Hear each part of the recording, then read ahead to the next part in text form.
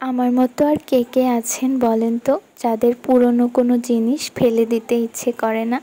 Hello, আসসালামু আলাইকুম। এই যে বোতলটা দেখছেন, এটা একটা ওষুধের শিশি বা বোতল বলতে পারেন। এটা অনেক দিন থেকেই পড়ে আছে।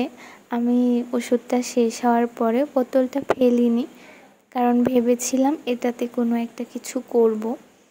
তো অনেক দিন পরে এই বোতলটা দেখে মনে হলো যে আজকে এটাতে কিছু করা যাক, আর সেই ভাবনা থেকেই বসে পড়া।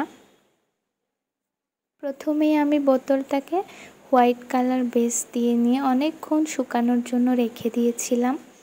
এই শুকানোর কাজটা যত ভালোভাবে হবে, বেসটা এবং কালারটা খুব সুন্দরভাবেই বসবে।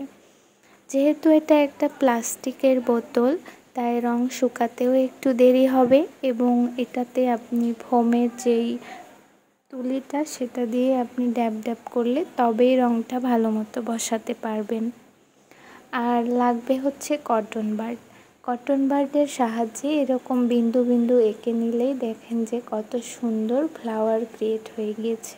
আর এরপর কিছু গ্রিন কালার দিয়ে পাতা পাতা এঁকে নিলেই খুব সুন্দর একটা বোতল আর্ট হয়ে যাবে। এটাকে আপনারা বিভিন্ন কাজে ব্যবহার করতে পারেন।